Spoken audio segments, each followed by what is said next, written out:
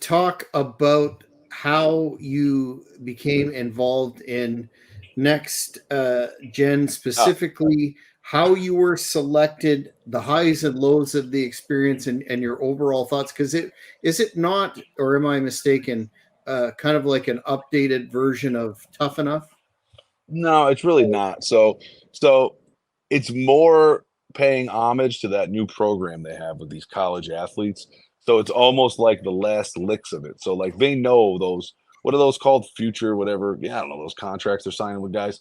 So these are people that they may have considered for it that they didn't sign, that kind of their athletic career ended in college and they're just back to being regular Joes. They didn't get drafted anywhere. There's no future for them. That's where they assembled these people. Now, it has nothing to do with me in that regard.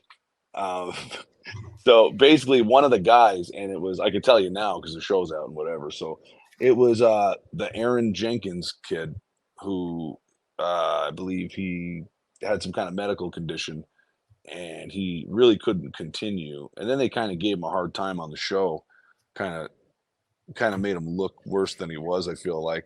Uh, but actually, my involvement in it was they Aaron was a fan of mine, I guess. I mean, it was him, I guess. But so they brought the whole crew and basically did like a Q&A slash seminar with me, with him, like just like, you know, laying out my resume, you know, and I've been to the performance center and I've done a tryout and I worked for Evolve, which is the only company that ever got bought by WWE. And I was in the only WWE non pay-per-view, which is Evolve.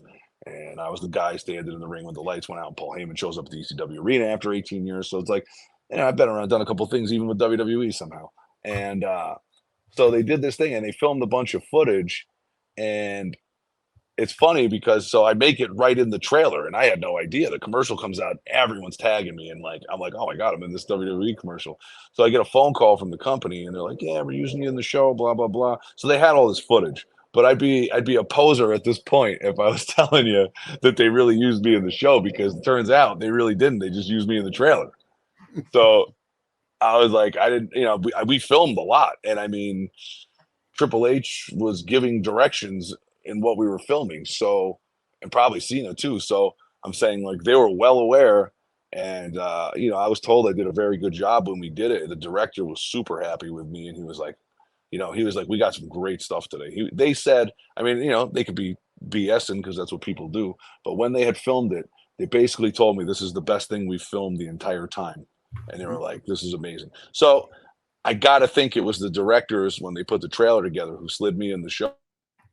So I appreciate it. Like that's, I mean, I thought that was cool to me. I got paid either way, and it was cool to end up in that trailer. Would have been better to be a bigger part of that show. Um, you know, and it was funny because I had planned. I was going to do something with Hulk Hogan involving it, and we had discussed it and we planned it, and then the whole thing didn't happen, and I was like, "Hey, false alarm." But so I mean, I don't know if they really cared, but I mean, that's Hulk Hogan. I was about to give them some additional content, but um, Can you talk about regardless, that? well, we were just gonna do. We were talking about doing like a watch along, and you know, we were gonna tell a couple stories, and I was gonna, you know, I was gonna make sure it was. I had been in touch with somebody from that media company, so it would have been well produced like that, and you know, that's what we were going for.